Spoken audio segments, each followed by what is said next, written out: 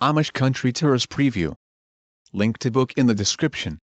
Thursday, March 26. I struggle to pedal my bicycle up the hill toward the post office as it starts to rain. This hasn't exactly been the best of days. The buggy has broken down. I have a custom-ordered crib quilt to ship, that I spent most of the night finishing, and today is the final day to mail my property taxes to avoid another penalty, which would require more money that I don't have. Ordinarily, I love the rain, but it makes for a difficult uphill ride in a long, wet dress with cars speeding by. I say a prayer as another car passes, splattering me with mud. I suppose I could have borrowed Deacon Byler's buggy, but the Byler family comes from a strict, old-order community, and I didn't want the shame of him finding out that I couldn't pay my taxes when they first became due and didn't ask the church for help. God forgive me for my pride, but the farm was Jacob's dream long before we married, and all 5 of my children were born there. I fear that if my family becomes too much of a burden on the community, we could be asked to sell the farm, and then my children would no longer have the legacy their dad intended for them to have. As I continue up the hill, I think about the uncertain futures of my children. When Jacob died, they didn't just lose a man who loved them. In many ways they also lost an entire family heritage and the foundation of who they might become. My sons lost the man who would teach them to hunt and to work the land, to provide for their own families someday. Whether or not they ever choose to rely on those skills as a primary means of income, Jacob and I always agreed that they were fundamental necessities to surviving in any economy. They also lost the role model who could teach them carpentry and cabinet making if any of them ever wanted to forge a different path. Jacob was good with horses too and dreamt of building stalls someday to train and breed them. My sons would have, at the very least, their futures. Who will teach them now? How will they become good husbands? I can't forget that my daughters have lost something irreplaceable too. They lost the one man in their lives who would set the bar for the men they would choose to marry someday, and the relativity of their own roles in a marriage. Who would set the male example for any of my children now? All that my family had lost in Jacob's death was bad enough without losing our home too. As a man, I feel it's my God-given responsibility to do whatever I can to keep that from happening. Lost in my thoughts, I'm startled by another passing motorist and react by swerving slightly. The front tire of my bicycle wedges itself into a rut along the outside edge of the pavement. It has been etched into the blacktop by the steel wheels of them travel this road into town.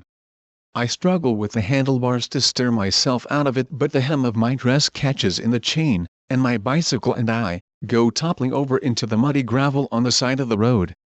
Pride goeth before a fall. I can hear my dad say, just as if he were sitting on the wet ground next to me.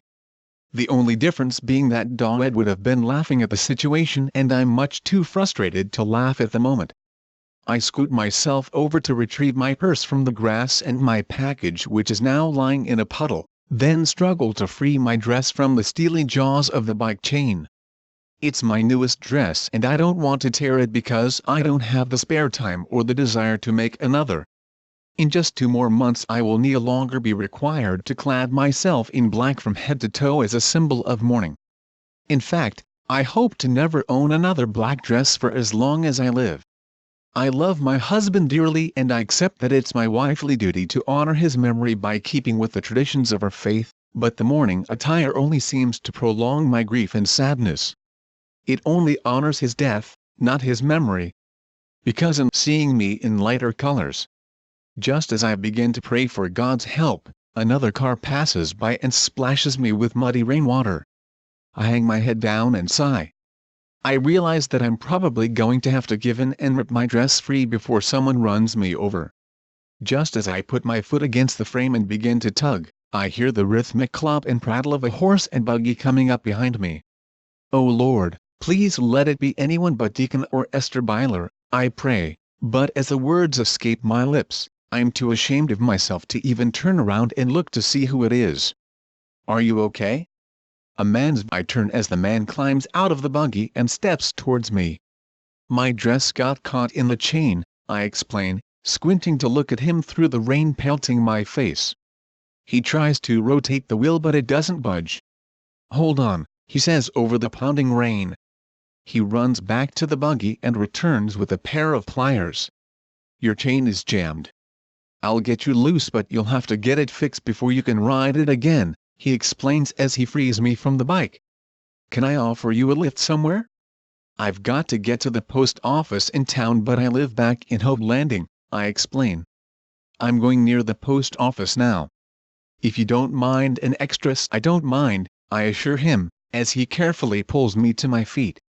He helps me onto the seat with my package, loads my bicycle to the buggy and steers us back onto the roadway headed for town. "I'm Sarah Fisher." "I'm John Troyer." "Your hand is bleeding, are you sure you're okay?" "I'm fine. I must have scraped it on the pavement when I fell. I had hoped I could make it back home before the rain started." I wrap the front hem of my "it must be a pretty important package to go to all of this trouble on a day like today." It's a crib quilt for an expectant mame. I'm a quilter. The baby's due in a few days. "Are those your quilts at Yoder's store?" I have a few quilts for sale there, but the ones on display were made by Deacon Byler's wife and daughter. "I've been quilting since I was old enough to thread a needle, but only started selling my quilts after my husband died last May." John Troyer is a tall, handsome man in his middle 30s with a deep voice, a gentle smile, and kind, hazel eyes. His full head of dark brown hair is about the only physical feature that reminds me of Jacob. But he seems to carry that same purpose admired in my husband, even in a crisis. "Where are you from, Mr. Troyer?" "Please, call me John." Thank you for reading this preview. This is about one half of Chapter 1. There's a link to the complete book in